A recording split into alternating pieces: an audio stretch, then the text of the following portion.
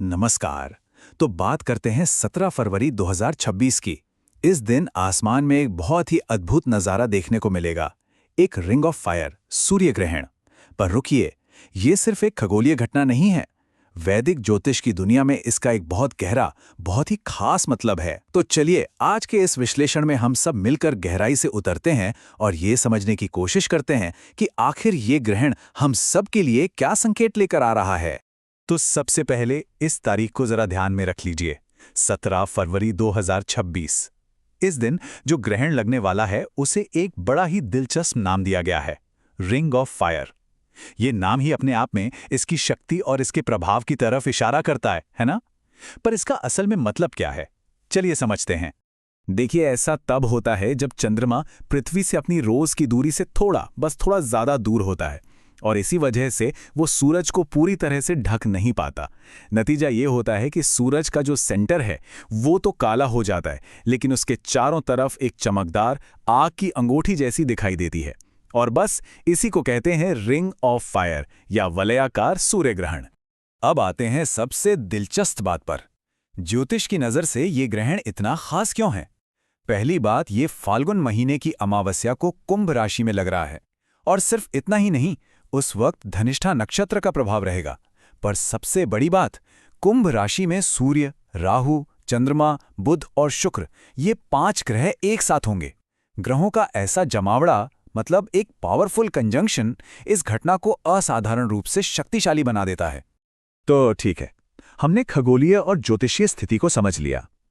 अब असली सवाल यह है कि इस ब्रह्मांडीय छाया के खेल का हमारे जीवन पर क्या असर पड़ सकता है। वैदिक ज्योतिष इसकी व्याख्या आखिर करता कैसे है? ज्योतिष शास्त्र में सूर्य को सिर्फ एक तारा नहीं माना गया है, वो हमारी आत्मा है, हमारा आत्मविश्वास है, हमारा स्वास्थ्य है, अथॉरिटी है। और राहु एक छायाग्रह है। तो जब राहु की छाया सीधे सीधे सूर्य पर पड़ती है, जिसे छाया ग्रहण कहते हैं, तो जाहिर है कि हमारे अस्तित्व के इन सबसे बुनियादी पहलुओं को सीधे तौर पर प्रभावित कर सकता है। लेकिन यहां एक बात समझनी बहुत जरूरी है, ग्रहण की ऊर्जा सिर्फ नेगेटिव नहीं होती।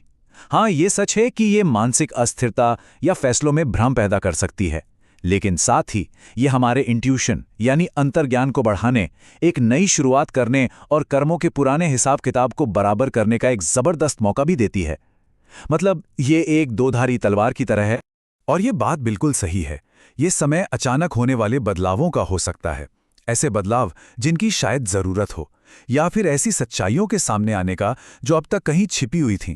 कह सकते हैं कि ये एक तरह से ब्रह्मांडीय रीसेट बटन दबाने जैसा हो सकता है। अब भारत में रहने वालों के लिए एक जरूरी जानकारी, ये ग्रहण यहां दिखाई नहीं देगा, तो इसका मतलब है कि पूजा पाठ से जुड़े जो पारंपरिक नियम होते हैं, जैसे सूतक काल, वो सब लागू नहीं होंगे।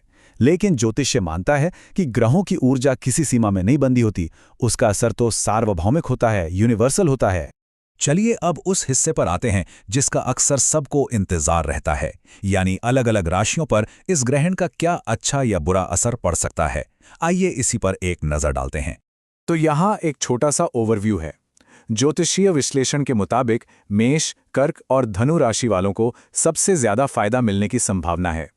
वहीं दूसरी तरफ वृषभ, सिंह, वृश्चिक और खासकर कुंभ राशि वालों को विशेष सावधानी बरतने की सलाह दी जाती है।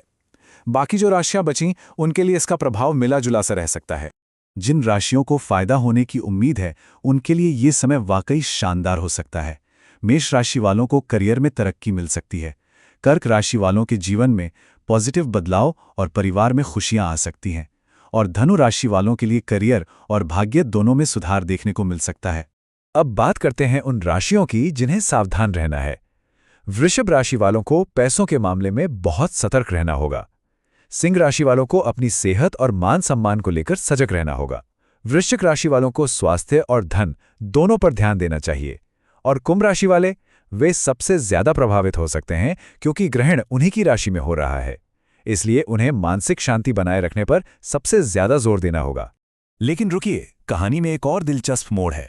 इसी दौरान आसमान में 4 शुभ राजयोग भी बन रहे हैं, जैसे बुधादित्य योग। ये ग्रहों के बहुत ही शक्तिशाली और पॉजिटिव संयोग होते हैं। तो ये योग क्या करेंगे? ये ग्रहण के कुछ नेगेटिव असर को कम कर सकते हैं और कुछ राशियों के लिए तो अप्रत्याशित रूप से अच्छे परिणाम भी ला सकते हैं। ज्योतिष हमेशा संतुलन की ही बात करता है।